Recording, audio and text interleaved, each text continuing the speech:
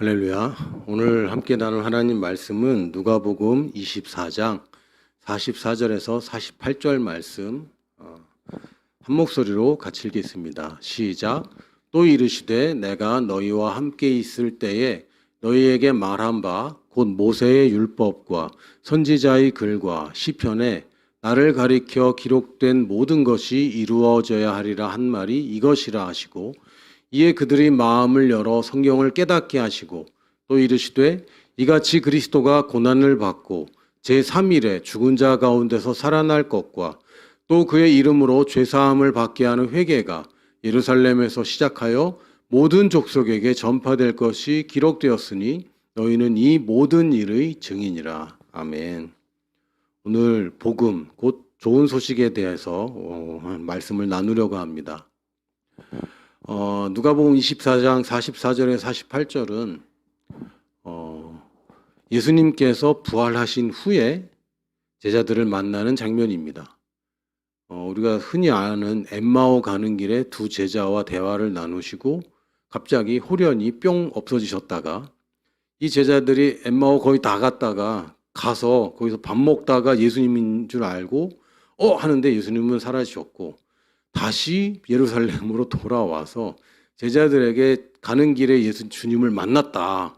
막 이렇게 얘기하고 있는데 예수님이 또 그 자리에 나타나셨어요.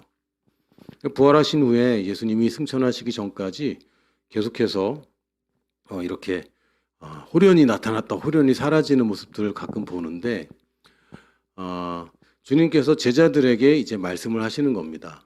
그러면서 이렇게 얘기하세요. 모세의 율법과 선지자의 글과 시편에.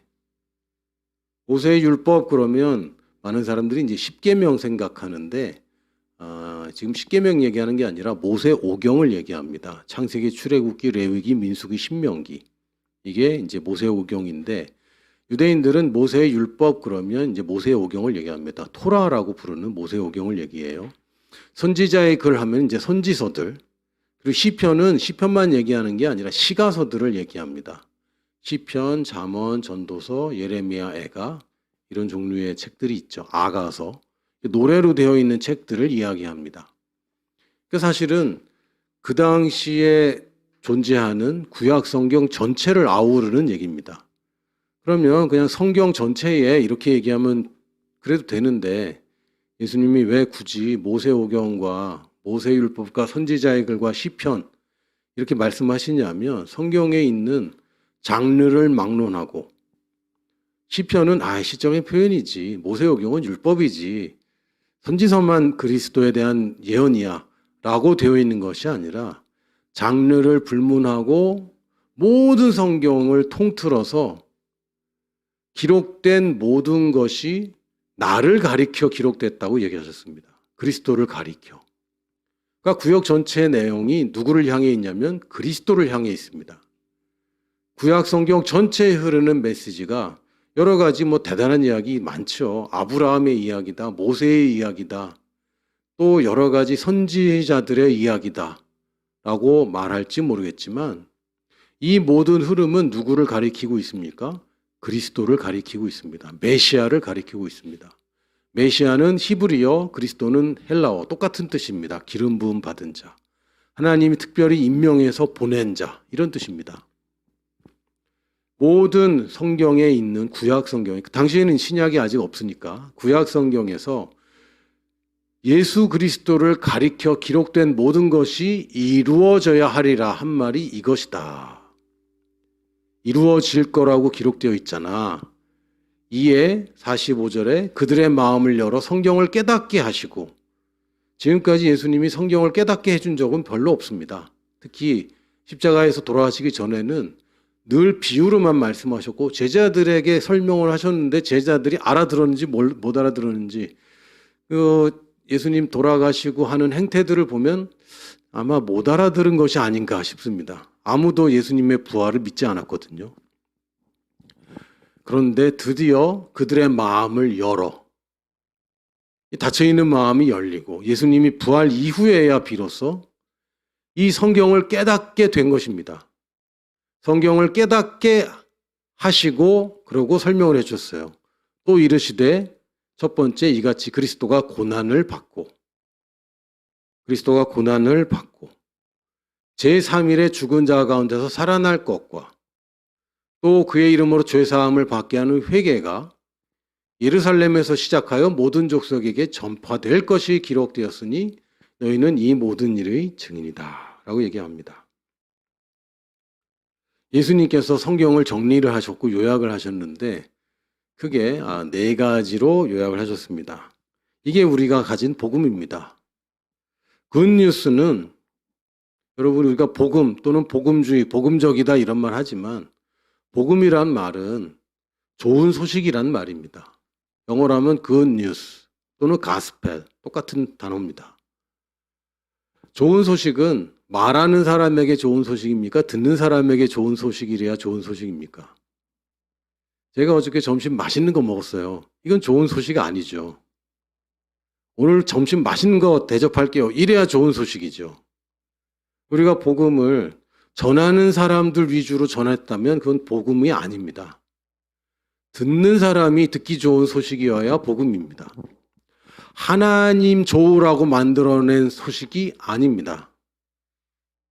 듣는 죄인들 좋으라고 소식을 전해주셨는데 그게 좋은 소식입니다. 말하는 사람이 좋아지는 게 아니라 듣는 사람들에게 기쁜 소식이 되는 것이 복음입니다. 누누이 말씀드리지만 예수 천당까지는 복음인데 불신 지옥 가면은 이제 더 이상 복음이 아닌 것 같아요. 예수님 믿으면 구원받지만 안 믿으면 지옥 가. 이거는 복된 소식이라기보다는 안타깝고 무서운 소식이네요. 안 믿으면 지옥 간다는 것은 무서운 소식 아닙니까? 거꾸로 불신 지옥 그러나 예수 천당 이러면 이제 복음입니다. 지금 당신의 상황은 이렇습니다. 그러나 예수님만 믿으면 해결됩니다. 라고 얘기해 주는 것은 복음이죠. 또 모든 사람에게 쉬운 소식이어야 됩니다. 어떤 특정한 사람만, 특정한 부류만 아니면 굉장히 많이 노력해야지만 얻을 수 있는 것이라면 그건 좋은 소식이 아니죠. 누구든지 열심히 하면 손흥민 선수 같은 축구 선수가 될 수 있습니다. 손흥민 선수 옛날에 그 중학생 때인가 인터뷰한 게 돌아다니더라고요. 자기 EPL 가서 최다 득점상 받겠다고. 요 딱 그대로 인터뷰한 게 있더라고요. 근데 실제로 그렇게 받았죠. 자, 그러면 그 최다 득점상을 받는 사람, 영국의 프리미어 리그에서 1년에 몇 명일까요? 올해는 2명 나왔습니다만 1명 내지 2명 뭐 요 정도죠. 모든 사람이 정말 그렇게 최다 득점왕을 받을 수 있습니까? 노력하면? 아닐 것 같은데. 타고나는 것도 필요한 것 같은데. 이거는 좋은 소식이 아닙니다.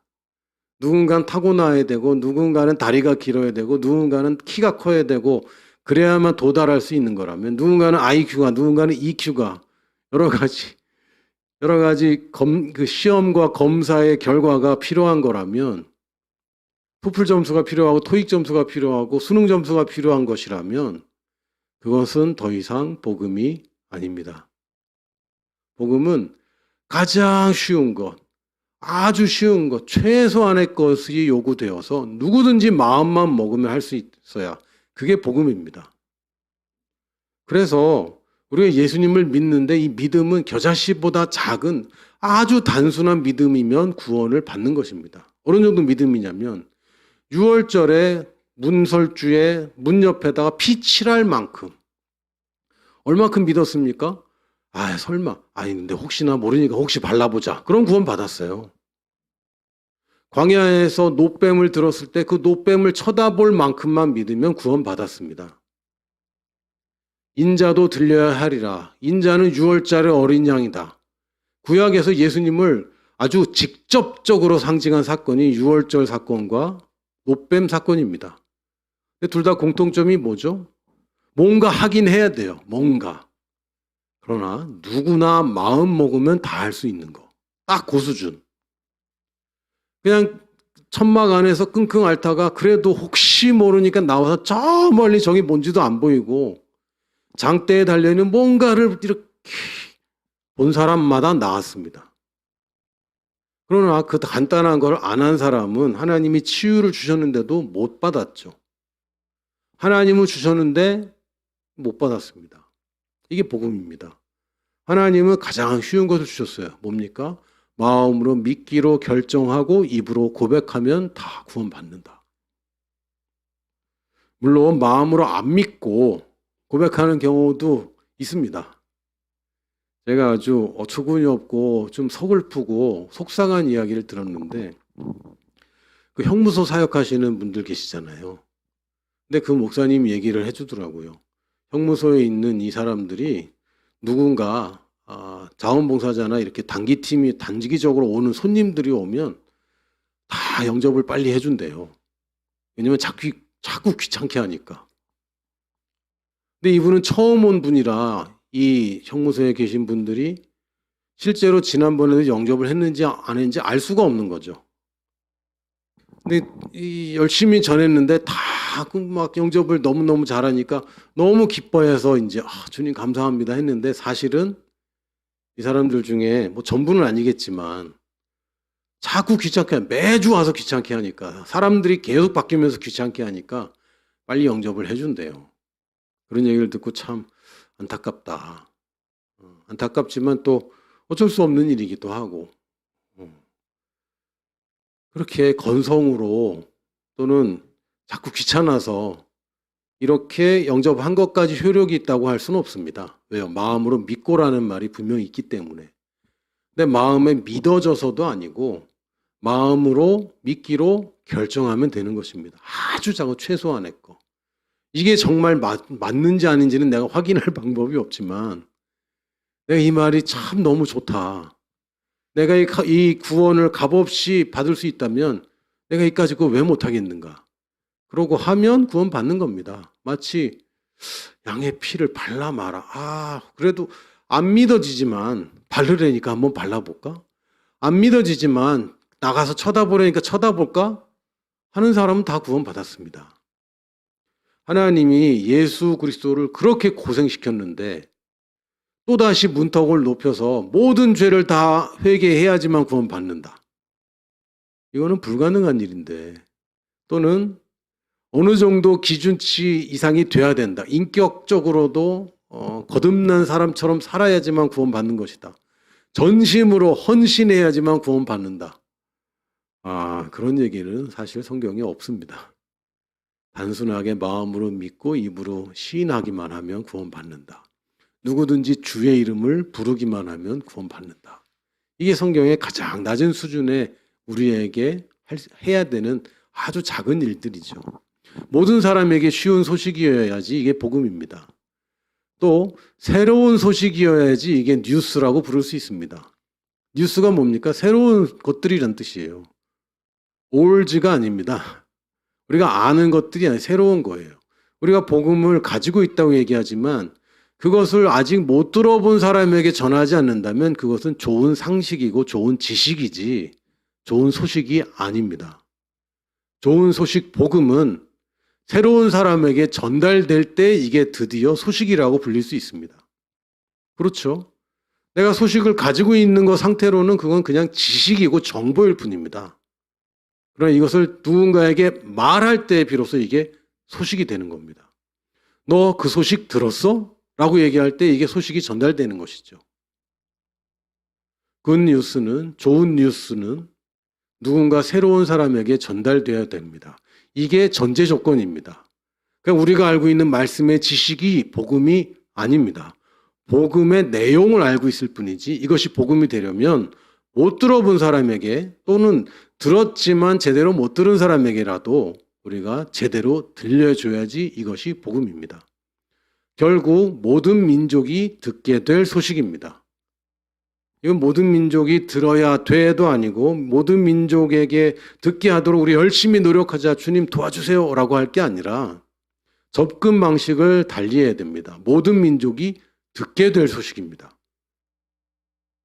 우리가 복음을 들고 나가면 들을 사람이 있습니다. 왜요? 모든 사람이, 모든 민족이 복음을 듣게 될 것이기 때문에. 그래서 우리가 영혼을 구원해 낼 방법은 없어요. 어떤 한 사람을 내가 설득해서 구원하기 이르도록 할 방법은 없어요. 그 사람을 조종하는 것인데 사람은 조종될 수 없습니다. 그것은 하나님이 끔찍히도 싫어하는 거예요. 왜요? 자유의지를 주셨고 하나님도 조종을 안 하세요. 하나님도 조종을 안 합니다. 근데 우리가 뭐라고 하나님도 안 하는 조종을 내가 그걸 하고 있습니까? 그러나 이 복음의 능력이 있고 성령님의 능력이 함께 있기 때문에 이 복음을 듣는 자들 중에서 누군가는 이 복음을 믿음으로 취하게 되어 있어요. 그런 사람들이 있습니다. 안 그런 사람도 있고 그런 사람도 있습니다. 그걸 우리가 구별할 방법도 없고 우리가 그 사람들을 만들어낼 방법은 없어요.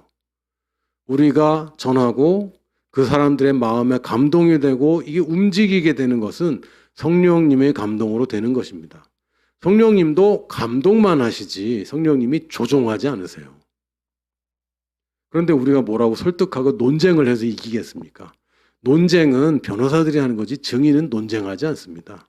다툼의 여지가 있다. 이거 변호사들이 주로 쓰는 얘기예요. 증인은요. 증인은 다툼이고 뭐고 아무것도 없어요. 그냥 증거하면 끝입니다. 이게 우리가 복음을 대하는 태도입니다. 아, 복음은 듣는 사람한테 좋아야 돼. 이거는 이 사람을 어렵게 해서는 안 돼. 가장 쉽고 가장 단순하고 그냥 딱 한 발자국만 뛸 수 있는 복음을 전해야 돼. 못 들어본 사람에게 전해야 이것이 복음이다. 복음주의라고 하지만 못 들어본 사람이 아니라 교회 내에서 복음 하는 것은 사실은 잘못된 얘기입니다. 복음적이고 복음의 내용일 뿐이죠. 못 들어본 사람에 새롭게 전해야 되어져야 이것이 진정한 복음이고 이것은 모든 민족이 듣게 될 소식입니다. 예수님께서 이 구약을 어떻게 요약하셨냐면 첫 번째는 그리스도가 고난을 받는다 이렇게 말씀하셨습니다. 고난받는 얘기는 좀 힘드셨다 이런 얘기가 아니라 다음 장 그냥 힘들었다 고생 좀 했다 이 얘기가 아니라 예수님이 채찍에 맞으심과 배신당함과 발가벗겨짐과 가난하게 됨과 십자가에 달려 모든 물과 피를 다 쏟고 죽으심까지 포함하는 것입니다. 예수 그리스도의 대속이죠. 죄값을 치르신 거예요. 이게 구약의 요약을 하면 이건 뺄 수 없다는 겁니다. 예수님이 요약했는데 이 네 가지는 뺄 수가 없는 거예요. 예수님이 요약했는데 이 네 가지 중에 하나라도 뺀다. 그럼 이상하죠. 사실은 이거 하나라도 빼면 이단입니다. 그리스도의 부활, 이거 빼면 이단 아닙니까? 3일 만에 부활할 것. 이게 구약 전체의 핵심 내용이래요. 그리스도가 와서 죄값을 우리 대신 치러주는 것. 이게 구약의 핵심 내용이고 두 번째는 그 그리스도가 3일 만에 부활할 것. 이게 핵심 내용이고 세 번째는 구원에 이르는 회개. 죄사함을 받는 회개. 죄사함이 주님 저 이거 잘못한 것 같네요. 제가 돌이키겠습니다. 이런 자범죄들에 대한 회개가 아니라 원죄에 대한 회개를 얘기합니다. 믿음으로 누구든지 회개하기만 하면 돌이키기만 하면 주 이름을 부르기만 하면 이제는 죄에서 의로 옮겨지는 이 회개 이거 영접이라고도 표현할 수 있어요. 믿음으로 구원받는 것, 믿음으로 의롭게 되는 것, 믿음으로 새롭게 태어나는 것 이게 구약 전체 핵심 내용이에요. 그런데 이 네 번째도 중요합니다. 모든 족속에게 전파된다. 이게 구약의 핵심 내용입니다. 여러분 예수님이 십자가를 지지 않았다. 예수님이 안 죽었다. 그럼 이단이죠. 예수님이 죽으신 거는 억울한 죽음일 뿐이지 우리랑 죄랑 상관없다. 이거는 이단입니다. 그리스도의 부활이 없다 해도 이단이죠. 영접이 아닌 다른 걸로 행위로서 구원을 받는다. 열심히 뭘 해야지 구원받는다. 이것도 이단입니다. 이 중에 네 개 중에 하나라도 빠지면 이단인데 많은 경우에 이 네 번째를 자꾸 빼먹습니다. 어떻게 빼먹냐면 예수님이 우리를 위해 고통당하셨어. 예수님이 부활하셨어. 그래서 이제는 우리가 영접하기만 하면 구원받아. 이것이 복음이야. 그러니까 우리는 이 복음을 전해야 돼. 아닙니다. 복음은 어디까지 복음이냐면 이 소식이 모든 족속에게 전파된다까지가 복음입니다. 할렐루야. 전파해라가 아니라 전파된다. 여기까지가 구약 성경을 요약한 내용입니다. 그러니까 이거를 저도 그랬습니다. 저도 이 성경을 읽을 때마다 뭐라고 생각했냐면 예수님이 나를 위해서 고난 받으셨지. 그 예수님이 부활하셨지. 이제는 내가 영접해서 구원 받았지. 이 소식을 빨리 전해야 돼. 이렇게 읽었어요. 근데 성경은 뭐라고 되어 있냐면 예루살렘에서 시작하여 모든 족속에게 전파될 것이 기록되었으니. 성경은 전파해라가 아니라 전파될 거라고 기록되어 있다고 되어 있습니다. 예수님이 그렇게 요약하셨어요. 모든 족속에게 전파됩니다. 이게 복음의 내용에 들어 있습니다. 뭐 같으냐면 어린이들, 청소년들, 청년들 잘 모를 텐데 옛날에 가정통신문이라는 게 있었고요. 스마트폰이나 알림장 뭐 이런 게 없고 프린트로 나눠주고 그랬어요. 그때는 전화기가 휴대할 수가 없었고 집집마다 전화가 없기도 했습니다. 이렇게 큰 한 집에 이렇게 새들어 살고 그러면 주인 집에나 전화기 있고 새 집에는 전화가 없고 막 이런 시절도 있었어요. 하루는 제가 초등학교 다닐 때 그때는 국민학교죠. 물난리가 났어요. 수해가 나서 비가 많이 와서 학교에서 방학 동안에 비가 많이 왔는데 개학 날까지 비가 많이 와서 개학을 연기하기로 한 복음이 생긴 겁니다. 복된 소식이죠. 개학이 연기된다. 방학이 늘어난다고. 이런 복된 소식이 딱 만들어진 거예요. 근데 이걸 전해야 되잖아요. 전할 때 어떻게 했냐면 비상 연락망이 있어서 1번이 2번에게, 2번이 3번에게, 3번이 4번에게 이렇게 전달을 하게 돼 있어요. 안 그러면 저희 반에 67명 있었는데 한 사람이 67번 전화를 해야 되잖아요. 이거 너무 힘드니까 이렇게 앞 사람이 뒷 사람이 이렇게 전달하도록 되어 있습니다. 근데 저에게는 이 복음이 전해지질 않아서 저는 개학날 학교를 갔더니 학교 정문은 닫혀 있고 저처럼 복음을 못 든 자들이 문 밖에서 슬피 울며 이를 갈미 있었던 것이죠. 맞는 얘기는 아닌데. 우리들은 영문도 모른 채 교문 밖에 있는데 왜 분명히 개학이라는데 왜 아니지 하고 애꿎은 등교를 했던 기억이 있습니다. 왜 등교를 했을까요? 중간에 누군가가 빼먹은 거죠. 복음을 전하다가 누군가 중간에 빼먹은 겁니다. 이건 무슨 일이 있어도 전해줘야 되는 복음인데 전화했는데 안 받았다라든지 무슨 사정이 있더니 안 한 거죠. 그리고 이 비상연락망 체제에는 뭐가 있냐면요. 비가 너무 많이 와서 개학을 연기했습니다. 학생들은 등교를 며칠 날 하십시오. 그날은 오지 않습니다. 그리고 이 소식을 다음 사람에게 전하십시오라고까지 이 공문이 나와야 정상입니다. 이해되셨죠? 내용만 주는 게 아니에요. 이 내용이 있으니 이 내용은 모든 민족에게까지 증거된다. 전파된다까지 들어있어야 이게 복음입니다. 아니면 이거는 복음을 맡은 우리들에게 부담이죠. 전파하라고. 가서 전파하라고. 니들이 안 하면 안 된다고. 이러면 이거는 구원받을 때는 복음인데 나중에는 부담이잖아요. 여러분 전도 그러면 부담스럽지 않습니까? 이거 왜 복음인데 왜 부담스러워요? 나도 듣는 사람인데. 이 복음은 전해진다가 복음입니다. 전해진다라고 들으니까 그렇구나 되는구나. 이제는 내가 증인만 되면 되겠네. 이게 어려운 게 아닙니다, 여러분. 복음을 전하는 것이 어려운 게 아닙니다. 어려운 게 있어요. 노방전도. 이런 거 좀 어려워요. 문턱이 좀 높죠, 문지방이. 아무도 모르는 사람들한테 늘 거절당하고 이거 어렵습니다. 근데 그것만 있는 게 아니잖아요. 우리 살면서 마주치는 사람들이 있습니다. 만나는 사람들이 있고 만날 수 있는 사람들이 있어요. 여러분들이 복음을 전하려고 사람들을 만나기 시작하면 재미난 일들이 생깁니다. 복음을 안 받아들여도 우리가 친절하고 좋은 소식만 전하면요. 그 사람이 저를 싫어할 리가 없어요. 강요하지 않기 때문에. 또한 그러다가 한두 사람이라도 이 복음을 받아들이면요. 여러분 평생 친구가 생길 수 있습니다. 정말 좋은 친구들이 생겨요. 복음을 있는 그대로 전하기만 한다면. 저는 어제도 이제 모임이 있어서 점심 약속이 있어서 청담동 쪽에 가서 점심을 먹고 왔는데 그 목요일마다 모이는 조찬 모임 멤버들이 한 달에 한 번은 토요일 날 점심을 같이 합니다. 요새 잘 못 만나기 때문에. 근데 제가 목요일 조찬을 한 게 벌써 7년이 넘었더라고요. 멤버들이 좀 바뀌기도 했는데 7년 동안 계속 나오는 멤버들이 있어요. 신기하죠? 7년 동안. 교회도 7년 다니기 어렵지 않습니까? 근데 7년 동안 나오는 멤버들이 그래도 또 말씀을 들으면 좋아하고. 근데 그냥 저희 교회 성도는 아닙니다. 그냥 제 친구들이에요.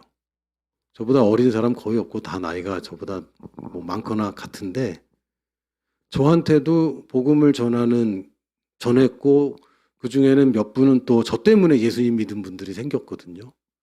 이분들이 저희 평생 친구가 됐습니다. 그러니까 제자가 생기는 것이고 친구가 생기는 거예요. 복음을 증거하면 이런 일들이 생깁니다. 여러분이 전하는 사람마다 다 친구가 된다면 여러분 완전 인싸죠. 근데 그러지는 않아요. 예수님이 전했는데도 거절하는 사람이 있었잖아요. 우리가 전했는데 거절하는 사람들이 있을 겁니다. 그러나 거절 안 하는 사람들이 분명히 있습니다. 이들에게 우리가 가야 되는데 누군지 모르니까 우리가 기회를 얻을 때마다 증인으로 사는 것이죠. 구약의 주제는 그래서 요 네 가지입니다. 요 잘 기억하십시오. 그리스도의 대속과 부활과 그래서 믿음으로 얻은 의가 이 복음, 이 이야기가 모든 족속에게 전파된다가 구약의 내용입니다. 그럼 신약의 주제는 뭡니까? 사복음서를 보면요. 오신 메시아에 관한 얘기입니다. 구약은 오실 메시아. 사복음서는 메시아 오셨다. 어디냐? 이분이다. 이게 사복음서의 내용입니다.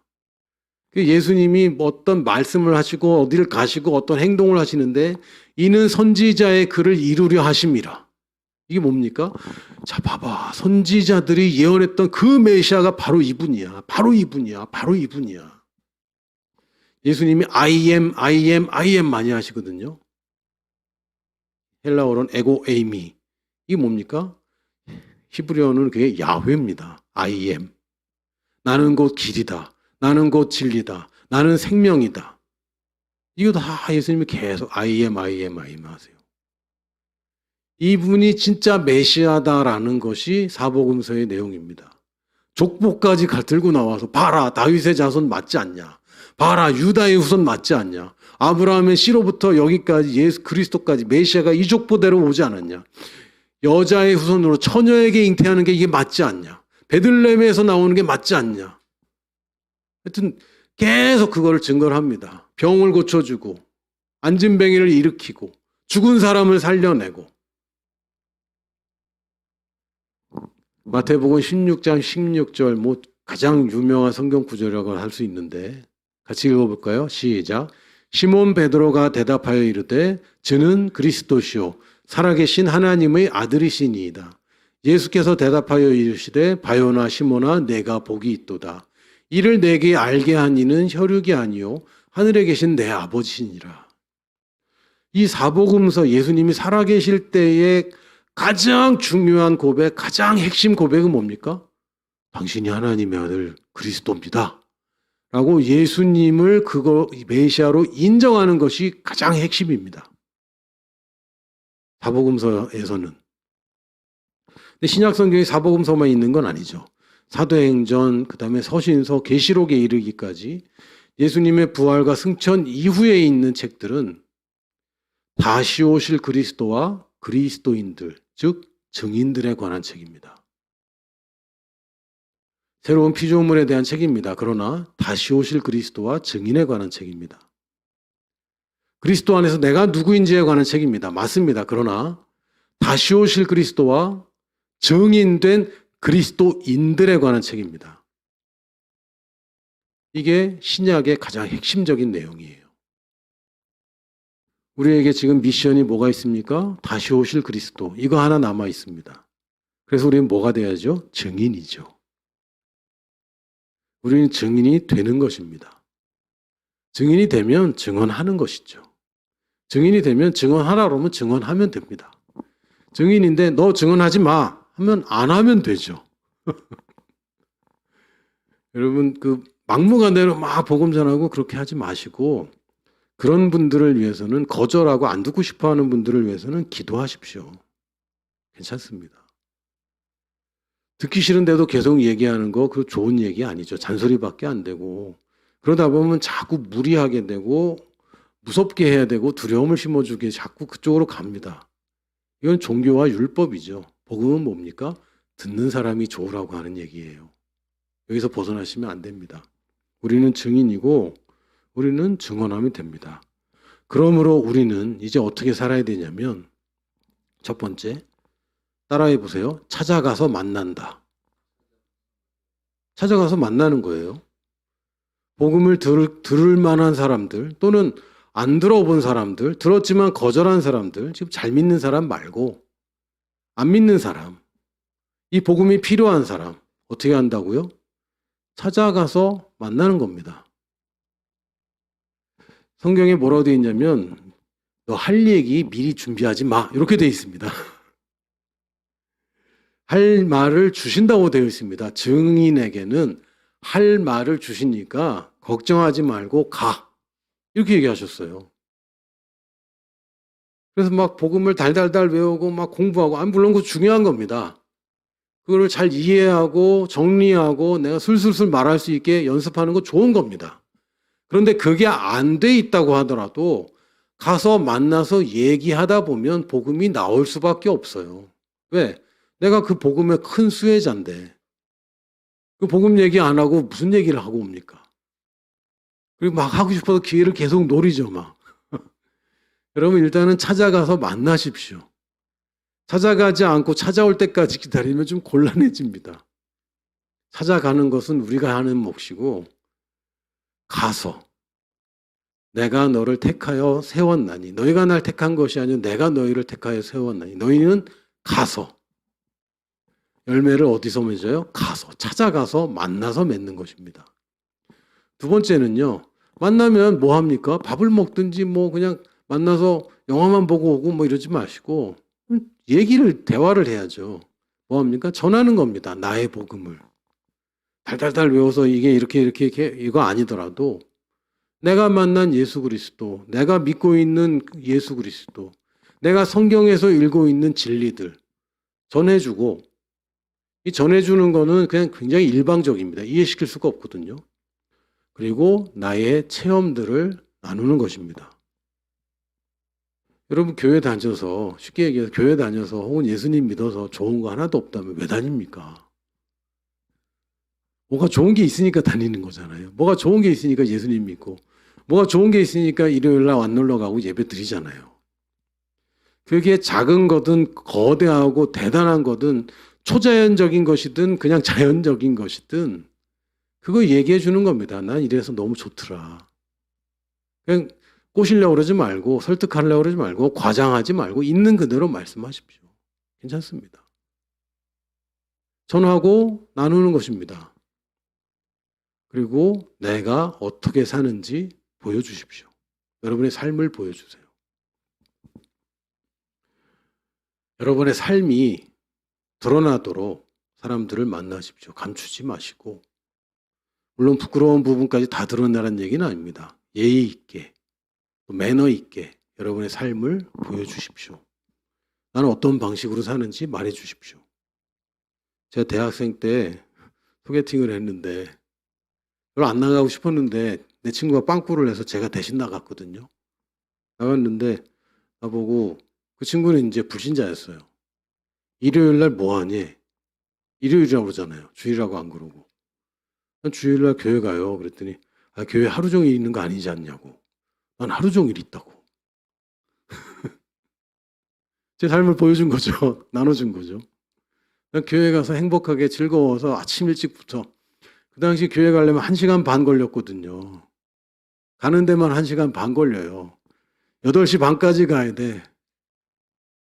그러면 집에서 7시에 나와야 되는데 평일날 학교 다닐 때보다 더 바빠. 교회 가는 날이 주일이.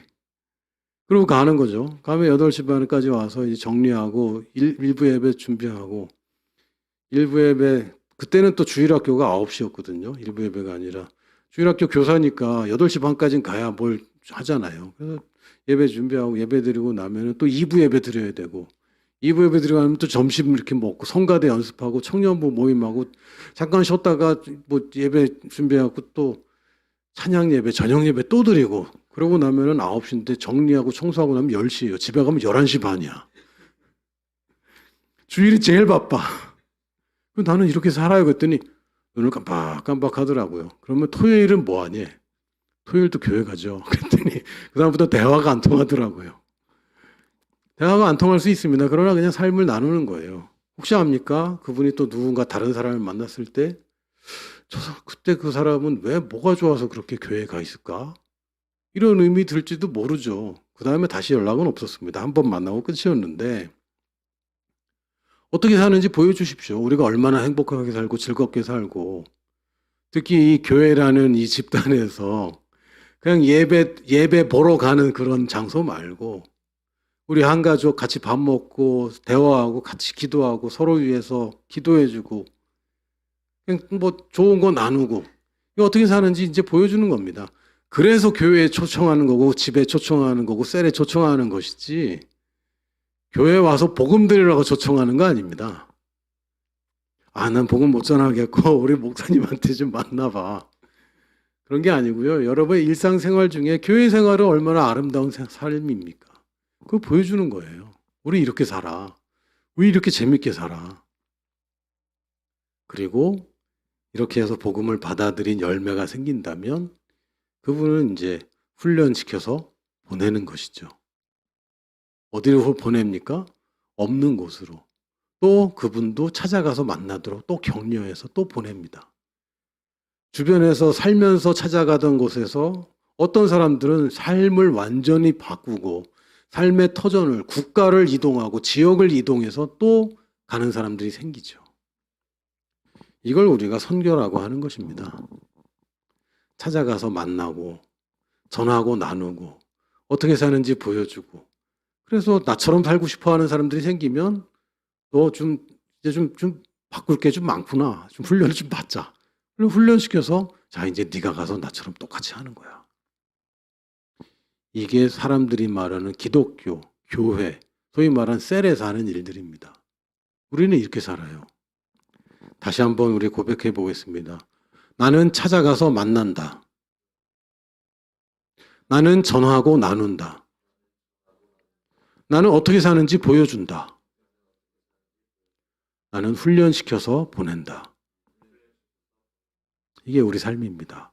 복음이 복음되도록 하는 복음이 좋은 소식이 되려면 우리는 이렇게 삽니다. 할렐루야.